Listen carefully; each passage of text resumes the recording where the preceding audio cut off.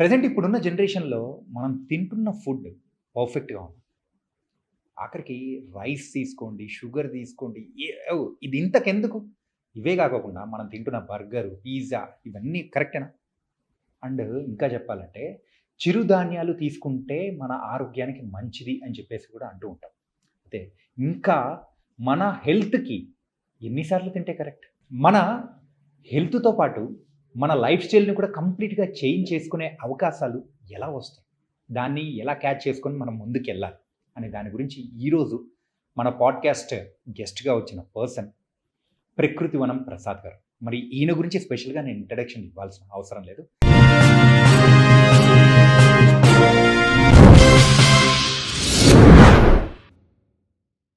Sir నమస్తే sir. నమస్తే అండి.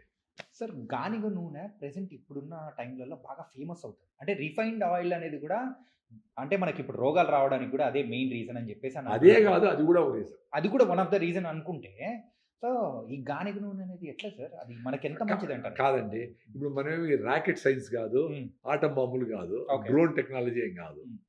గానుగులోనే ఆడిచ్చినాం కదా ముందు నూనెలన్నీ గానుగులోనే కదా ఉన్నాయి. ఎద్దులు గానుగ ఉండింది. హ్మ్. సరే ఎద్దులన్నీ పోయినాయి. ఇప్పుడు కూడా గానుగులు ఇనప గానుగులు ఉన్నాయి. హ్మ్. ఏదో హీట్ ఎక్కువ రాకూడదు కాబట్టి చెక్క గానుగలే వేసుకుంటాము. హ్మ్. పల్లీలు మంచివన్నీ ఏదో ఒక చిక్కిలకో గీదికో ఇదనుకో పోతాయి. ప్యాకింగ్ పోతాయి. సన్నగుండే గింజలు పుచ్చిపోయినవి, చెడిపోయినవి కాదు. హ్మ్. సన్నగుండే గింజలన్నీ నూనెకి యేసుకొని నూనె చేయాలి. హ్మ్. ఎంతుంది? ₹150 పెద్ద పల్లీలు. చిన్న పల్లీలు ₹120. హ్మ్. 2.5 కిలో అయితే 1 కిలో ఆయిల్ వస్తది. 2.5 కిలోల చిన్న పల్లీలేస్తే పల్లీలేస్తే 1 కిలో ఆయిల్ వస్తది. హ్మ్. 120 ఇంటూ 2.5 ఎంతయింది? 240 ₹300 అయింది. రూ. 300. 120 ఇంటూ 2.5 ఏస్తే ₹300 అయింది. పల్లీలు కాస్ట్. గానిగాడిచ్చి దానికి ₹20, 30 బాటలకి. అంటే 400 ఎంఆర్‌పీ ఉంటే ఆ మార్కెట్ చేసేవాడికి మార్జిన్ ₹30, 40 వాటెవర్. అది కరెక్ట్. ₹100కి రిఫైన్డ్ ఆయిల్ వచ్చేసిందంటే ఏం ఆయిల్ అది? బీటీ కాటన్ తయారు చేసిన ఆయిల్ అంతా రిఫైన్డ్ అయిపోతే హ్మ్. దాని రంగు, రుచి, వాసన ఏమి లేదు. దాని మీద బొమ్మ సన్‌ఫ్లవర్ బొమ్మ వేస్తే సన్‌ఫ్లవర్ బొమ్మ, పల్లీల బొమ్మ వేస్తే పల్లీల బొమ్మ. ఇది గాక ఇంకా కొన్ని ఏంటేంటివో కలుపుతా ఉంటారు. పెట్రోలియం ప్రొడక్ట్స్ పారాఫిన్స్ ఇవన్నీ కూడా అవునవును. కలుపుతా ఉంటారు. అవి ₹30కి దొరుకుతది అని కూడా అంటారు. ఏం కలుపుతారో మనకు తెలీదు. సో, లక్కీ ఏమంటే మీరు మీ ఊర్లో పల్లీలు దొరికితే పల్లీల నూనె 100 కిలోలు తీసుకోండి. హ్మ్.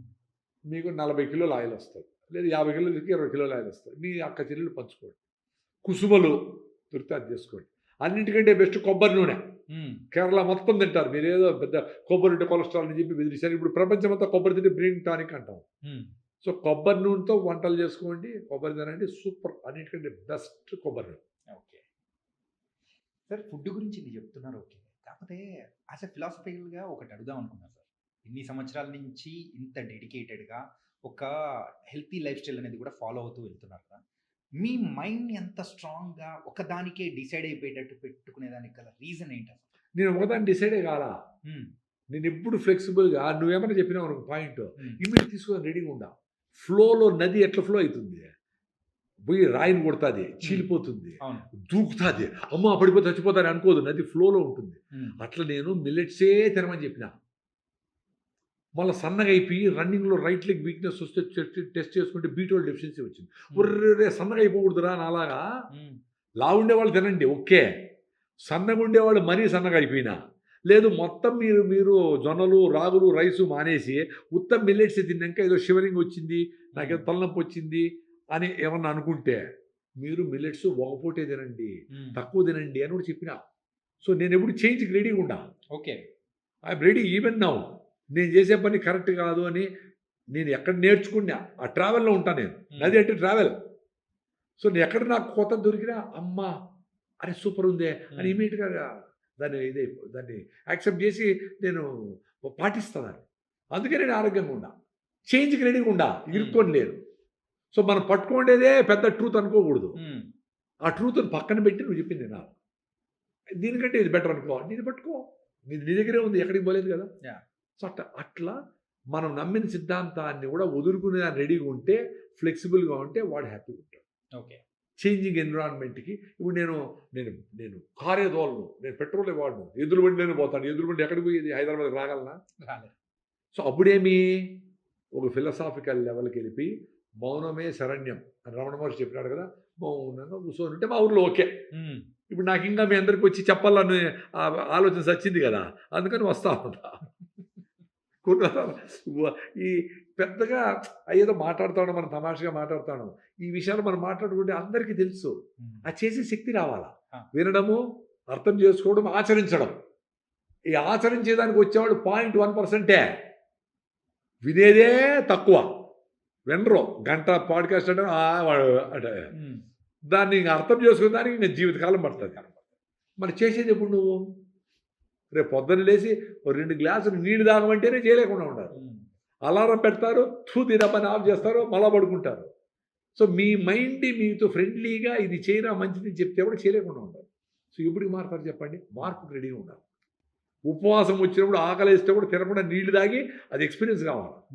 అంత గట్టిగా ఉంటే మీ కంపెనీలు నడుపుతారు, మీ వ్యాపారాలు నడుపుతారు, మీ ఫ్యామిలీని బాగా చూసుకుంటారు, మీ ఫ్యామిలీ రిలేషన్షిప్స్ బాగుంటాయి, మీ పిల్లలతో అన్నీ బాగుంటాయి. మీ మైండ్ చెప్పింది వినాలి. మీ మైండే మీకు బెస్ట్ ఫ్రెండ్. మిమ్మల్ని మీరు అర్థం చేసుకోండి చాలు, ఎవరిని అర్థం చేసుకోవద్దు. రమణ మహర్షి గారు చెప్పినట్టు మౌనమే శరణ్యం అని చెప్పేసి అంటుంటారు కదా. కాకపోతే ఇప్పుడున్న జనరేషన్లో మౌనంగా అంటే వాడు ఒక చేతగానోడు లెక్క మరి చూస్తూ ఉంటారు కదా. అది కూడా దానికి కూడా మౌనంగా ఉండు అని, దానికి కూడా మౌనంగానే ఉండాలి అనుకోనిలే. ఇప్పుడు గౌరవం రావాలా, నేను ఎరగాలా అనేదన్నీ వదిలేసే స్టేజ్కి బొమ్మని అర్థం. ఇప్పుడు ఇంట్లో నువ్వు చాలా బాగా పనిచేస్తూ ఉంటావు, పనికిరాడు చేతకన్నాడు, వాళ్ళందరూ కారు కొన్నారు, నీదేదో 20,000 జీతం వస్తూ ఉంటుంది, దాంతో బతుకుతూ ఉంటావు నువ్వు లంచం తీసుకోకుండా. అది సో నిన్ను చిన్నతూపు చూస్తూ ఉంటే నువ్వేం చేస్తావు మౌనంగా ఉండకుండా? నువ్వు లంచం తీసుకొని జైలుకి పోవాలా, లేదా లంచం తీసుకొని ఎవరినో బాధ పెట్టాలా? ఎందుకు చేయాలి? మనం 20,000 చదువుకుంటాం, మనకు 4 షర్ట్లు ఉంటాయి, మనం ఏమి అడుకోవడం, అప్పులు చేయడం, సింపుల్గా బతుకుతాడు, గౌరవంగా బతుకుతాడు, అప్పు అడగకుండా బతుకుతాడు, సూపర్ మన బతుకు అని చెప్పే నోటి తీరన్నా ఉండాలా నీకు, లేదా మౌనంగానే ఉండాలా? ఏదో ఒకటే కదా చేయాలా. అంటే ఇది మిమ్మల్ని అడగచ్చో అడగకూడదో తెలియదు, కానీ ఒకటి అడుగుతాను సార్. లైఫ్లో ఎన్నో కంప్లీట్గా ఒక ఎత్తు పల్లాలు అన్నీ చూసి వచ్చిన పర్సన్ సడన్గా ఒక డివోషనల్ కైండ్ ఆఫ్ మైండ్లో కూడా మారిపోతుంటారు, ఫిలాసఫికల్ పర్సన్గా మారిపోతుంటారు. అది ఎట్లా మార్పు అనేది ఎట్లా సాధ్యమవుతూ ఉంటుంది? అదే ఇప్పుడు ఫ్యామిలీ కోసం చాలా పని చేస్తారు, 60 ఏళ్ళు కష్టపడతారు, గాడి చాకరీ చేస్తారు, సిటీ బస్సులు తిరుగుతారు, ఏమో చేస్తారు. లాస్ట్కు పిల్లలు, ఒరే నువ్వు ఇంతేనా సంపాదించింది అని ఇంట్లో భార్య పిల్లలు కష్టపడిన భార్యని చిన్నచూపు చూడడము, ఇవన్నీ జరిగినప్పుడు డెస్పరేట్ అయిపోతారు కదా. అంతే, చాలా సమయం అంటే ఇంత చేస్తే కూడా నాకు ఇంతేనా చివరికి మిగిలేది అని అట్లా డెస్పరేట్ అయిపోతారు. దానికి కొంతమందికి చాలా అర్లీగా వస్తుంది, అంటే ఒక్క ఇన్సిడెంట్తోనే మారిపోయే వాళ్ళు ఉన్నారు. చాలామందికి రిటైర్మెంట్ అయినాక వస్తుంది, అప్పటికి ఏదో ఇంకా జాబు అవన్నీ చేయాల ఫ్యామిలీ కోసం అని చేసి ఇంత చేసినా కానీ మాకు ఇంతేనా సంపాదించేది అని ఆ ముసలితనంలో ఆ పేరెంట్స్ని దూరం పెట్టడము, అది ఎక్స్ప్లాయిట్ చేయడము, క్రూయల్గా బిజినెస్ లాగా చూడడము, ఇవన్నీ చేసినప్పుడు ఆ చేంజెస్ వస్తాయి. Very simple. అంటే మనం చూస్తూ ఉంటాం చాలామంది సెలబ్రిటీస్ వైజ్ కానీ, విరాట్ కోహ్లీ అండ్ వెంకటేష్ గారు కానీ, ఇవన్నీ మనం వాళ్ళ మాటల నుంచి వింటూ ఉంటే వాళ్ళను మనం చూసే పర్సెప్షన్ ఒకలా ఉంటుంది, కానీ వాళ్ళ మాటల్లోంచి వస్తున్న మాటలు వింటూ ఉంటే ఇంత కొంతమందే, అదే కొంతమంది అంటే వాళ్ళ ఎక్స్పీరియన్స్ అయినారు.